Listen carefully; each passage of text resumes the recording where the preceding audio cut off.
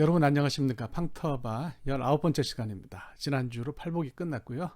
그래서 그 이후로 계속해서 읽겠는데요. 오늘은 마태복음 5장 13절부터 16절까지 말씀을 생각하겠습니다. 주님께서 우리에게 빛과 소금이 되라고 하셨는데요.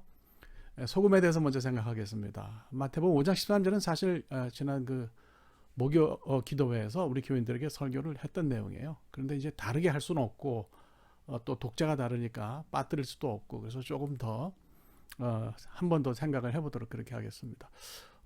본문 말씀 마태복음 5장 13절은 이렇게 이야기하죠. 너희는 세상의 소금이니 소금이 만일 그 맛을 잃으면 무엇으로 짜게 하리요? 후에는 아무 쓸데없어 다만 밖에 버려져 사람에게 밟힐 뿐이니라. 그러니까 주님 말씀은 뭐 분명하죠. 우리 보고 소금이라 그러시고요. 맛을 잃지 말라고 하시고요. 맛을 잃으면 밖에 벌어져서 밟힌다, 이렇게 이제 말씀하신 거죠. 여러 가지 생각하는데 첫 번째 생각한 건 뭐냐면, 소금이라고 하는 것이 이게 좋은 거냐 나쁜 거냐, 이런 생각을 먼저 하게 되죠. 우리가 이제 구약 성경을 보면 소금이 굉장히 부정적으로 묘사된 부분들이 있어요. 그러니까 뭐 모압이나 암몬이 소금 그 땅이 돼서 다 황폐할 거라고 이렇게 예언한 것도 이제 그렇고요. 또 우리가 잘 알다시피 롯의 아내가 소돔에서 도망쳐 나오다가 뒤를 돌아다본 바람에 이제 그 소금 기둥으로 변한 얘기 같은 것은 소금에 대한 굉장히 부정적인 그런 묘사라고 생각합니다. 그 롯의 아내가 도망가다가 넘어져서 넘어진 뒤로 돌아서서 보다가 이제 소금 기둥이 됐는데, 이게 좀 생뚱맞죠. 뭐 예를 들어서 뭐 도망가다가 넘어졌다, 그래서 아팠다, 그러면 뭐 혼났다, 뭐 이런 건 있을 수가 있는데 소금 기둥이 됐다는 거는 좀 낯선 그런 느낌이 듭니다. 사실 뭐 우리가 생각해 보면은 살면서 하나님 말씀에 불순종하는 게 롯의 아내만 그런 건 아니잖아요. 아주 뭐 솔직히 얘기하면 저도 그렇고 우리 모두가 다 하나님 명령 불순종할 때가 많아요. 근데 이제 왜 이렇게 이게 부각이 됐을까? 뭐 결정적일 때 뒤돌아봐서 그런 게 아닌가 싶은 생각이 드는데, 뭐 살짝 좀 생각을 하면 뭐 평소에 그녀가 어땠는지는 모르겠어요. 하나님 말씀에 순종할 때도 있었고 불순종할 때도 있었는데, 뭐 하나님이 잘 참으시고 롯 일가를 구원하시려 그런 것을 보면 뭐 그렇게 하나님이 특별히 그녀에게만 나쁘게 대하신 건 아닌 것 같아요. 그럼 왜 그랬을까? 결정적인 순간에는 좀 하나님 말씀을 순종하면 좋겠다는 그런 생각이 듭니다. 묵상을 하는데 평상시에는 뭐 하나님 말씀하시면 잔소리 하신다 뭐 이렇게 생각할 수도 있고, 좀 안 좋게 들을 수도 있고, 뭐 삐딱선을 탈 수도 있는데, 위기의 시간에 하나님이 정색하고 우리에게 말씀하시면 그건 뭐 말씀을 들어야 될 것 같아요. 좀 신앙생활에 눈치가 있어야 될 것 같죠. 또 왜 돌아다 봤는지는 창세기가 말을 하질 않아요. 그래서 뭐 그거는 언급할 수가 없는 것 같습니다. 자, 소금 기둥 이야기를 좀 해볼까요? 기독교인들이 우리가 이제 성지순례를 하려면 이집트를 먼저 가는 경우가 많아요. 그래서 이집트 카이로에서 출발해가지고 시내반도로 들어가서 시내반도 남쪽으로 가면 제벨 무사, 소위 그 신의 산이라고 일컬어지는 제벨 무사를 만납니다. 제벨이라는 말은 산이란 뜻이고 아랍어로 무사는 모세예요. 모세산이죠. 뭐 아주 뭐 엄청난 위용을 자랑하는 그런 돌산입니다. 그 다음에 이제 거기서 타바라는 곳을 가죠. 타바라는 곳은 이집트와 이스라엘의 어떤 국경에 있는 도시예요. 이집트 쪽에 속해 있으니까 거기서 출국 수속을 하고 입국 수속을, 이스라엘 쪽에 입국 수속을 하려 그러면 에일랏으로 들어가야 되는 거죠. 그래서 거기서 이제 90번 고속도로를 타고 요르단으로 넘어가지 않고 페트라를 보지 않고 곧장 이스라엘로 간다 그러면 한 170km를 가면 사해 남단에 도착하는데요. 거기 이제 그 롯의 아내가 변했다고 하는 이렇게 서 있어요. 거기를 이제 들르게 되는 거죠. 가서 그걸 다 봐요. 자, 여러분 이거 소금 기둥 보셨다 치고 제가 질문하면 이 소금이 좋은 건가요? 나쁜 건가요? 롯의 아내가 변한 소금 기둥에 대해서 여러 가지 얘기 많이 들었는데 저는 한 번도 좋은 얘기하는 설교를 들어본 적이 없어요. 그럼 소금은 나쁜 건가요? 그런데 그렇지 않단 말이죠. 오늘 본문 말씀도 그렇고 성경이 소금을 좋게 얘기하는 부분도 있어요.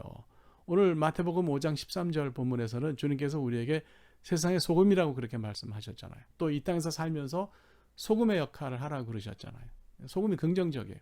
고대로부터 소금이 굉장히 귀했죠. 로마 사람들은 닐 우틸리우스 솔레 엣 살레, 뭐 이거 번역하면 there's nothing more useful than sun and salt. 그러니까 세상에 태양과 소금보다 더 유용한 것은 없다 뭐 이런 뜻이야. 그러니까 굉장히 중요하게 여기는 거죠. 그래서 뭐 세상에 중요한 금이 세 개가 있다 그러잖아요. 소금, 황금, 지금. 뭐 어떤 남편이 이 얘기를 듣고 마누라한테 그랬더니 마누라가 당장 하는 말이 현금, 지금, 입금이 더 좋다고. 그래서 남편이 현금, 쬐금, 입금 이렇게 문자했다는 뭐 우스갯소리가 있습니다. 우스갯소리고요. 소금은 기본적으로 부패를 방지하잖아요. 순전한 성분을 지켜주는 상징이에요. 그러니까 뭐 우리가 신앙하고 연결하면 박해가 와도 멈추지 않는다고 하는, 흔들리지 않는다는 그런 면으로 소금을 연결할 수 있을 것 같아요. 또 이제 소금이 고대 유일의 양념이잖아요. 음식에 풍미를 더해주는 거죠. 짭짤한 맛이 있으면 사람들이 음식을 먹을 수가 있어요. 뭐 어떤 고기 좋아하는 분들은 고기를 구워서 다른 양념 필요 없고 소금에만 찍어 먹는 그런 분들도 있어요. 그러니까 우리가 이제 이 세상에 그 어떤 사람들에게 풍미를 더하는 양념 같은 맛을 더하는 존재로 살아야 된다. 뭐 이런 교훈으로도 읽을 수 있을 것 같아요. 그죠? 그러니까 소금이 참 헷갈립니다. 이게 좋은 건지 나쁜 건지요. 그 문제를 본격적으로 다루기 전에 소금이 맛을 잃는다는 거에서 생각을 좀 해보시자고요. 소금이 맛을 잃어요? 짠맛이 없는 소금도 있어요? 그런 소금 본 적이 없어요. 그럼 이거 어떻게 해야 되느냐? 예수님 당시 이스라엘 사람들은 그 화덕 밑에, 오븐 밑에, 뭐 지금 말하자면 또띠아 같은 그런 그 무교병 굽는 이제 그 화덕 밑에 소금을 깔고 그 위에 이제 나무를 올려놓고 불을 뗐다는데, 소금을 깐 이유는 그게 이제 소금이 열을 오래 지탱하게 해주고 또 이게 잘 퍼지게 해준대요. 그러니까 그 한국에서 그 새우구이를 시키면 밑에 소금을 까는 것도 같은 이유예요. 불판에서 타지 않고 온도를 올려주고 열을 골고루 퍼지게 해주는 그런 이유가 있는 거죠. 근데 이제 문제는 이렇게 화덕 속에 집어넣은 소금이 오래되면 기능을 잃고 짠맛도 사라진다. 그러면 사람들이 그걸 가져서 버리고 새로운 소금을 깔았다는 거예요. 그래서 이제 학자들은 주님이 이런 상황을 이야기하신 걸로 그렇게 봅니다. 뭐 어쨌거나 이런 관점에서 보면 소금은 괜찮은 거죠. 예. 자, 그러면 다시 돌아가서 소금은 뭐 좋은 소금도 있고 나쁜 소금도 있냐? 그렇지는 않은 거죠. 소금은 기본적으로 동일하죠. 화학적 구조로 설명해도 염화 나트륨 NaCl 외에는 설명할 수 있는 그런 다른 뭐 표현이 없어요. 그러니까 소금이 뭐 좋고 나쁘고 그런 것은 아니고요. 소금은 중립적입니다, 가치가. 단지 그 기본적으로 가지고 있는 짠 성분이 유익할 때가 있고 그렇지 못할 때가 있다. 이렇게 우리가 생각을 하면은 되는 거죠. 제가 Salt and Sacrifice라는 그런 책 하나 사서 지금 읽고 있는데요. 소설입니다. 근데 이 소금하고 제물은 밀접한 관계가 있죠. 이스라엘 백성들은 소제를 드릴 때에 소금을 반드시 제물과 섞었습니다. 그 꿀도 이게 드바시라고 하는 거는 이거는 비하니 벌꿀이 아니고 과즙이에요. 구약 성경에 꿀이라고 번역된 건 다 과즙이라고 보시면 됩니다. 근데 이런 과즙이나 누룩은 재물을 부패시킬 수 있으니까 재물을 뿌리지 못했어요. 그죠? 근데 소금은 부패를 방지하니까 재물에 섞었다. 그래서 그런 까닭으로 주님도 우리에게 세상의 소금이라고 되라고 말씀하신 거죠. 그게 이제 소금이 중립적인데 이게 맛이 부패를 막는 목적으로 쓰이면 좋지만 땅을 오염시키는 원인이 되면 심각한 문제를 일으킨다는 거죠. 주님이 우리에게 세상의 소금이 되라고 한 것은 긍정적인 소금 기능에 관한 거예요. 그러니까 롯의 아내가 변한 소금 기둥은 그거는 굉장히 부정적인 그런 의미로 쓰였다, 이렇게 우리가 볼 수 있는 거죠. 하나님께서 우리에게 소금 임명장을 주시고 너는 세상의 소금이라 그랬으면 우리가 제대로 잘 써야죠.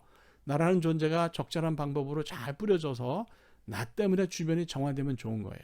그런데 나라는 존재를 아무데나 과다하게 쌓아놓고 부피를 자랑하기 시작하면 그러면 이제 사방에 오염되는 거죠. 그래서 롯의 아내가 변한 기둥도 꽤 컸을 텐데 여러 가지로 생각을 해볼 필요가 있어요. 우리가 세상을 사는 목적이 뭐예요? 세상을 정화하는 소금이 되는 거냐?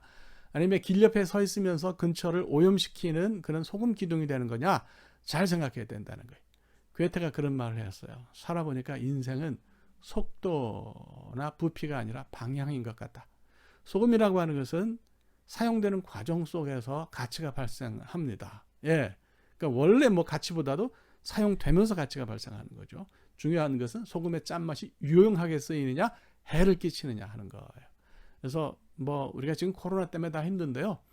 그렇다고 기독교회는 안 할 건 아니지 않습니까? 그래서 주님 말씀하신 것처럼 이 시대에 소금이 되도록 해달라고 그렇게 기도하고 우리가 또 그렇게 살아야 할 거라고 생각합니다. 다음 시간은 빛에 대해서 같이 이야기해 보겠습니다. 오늘 여기까지 하겠습니다. 감사합니다.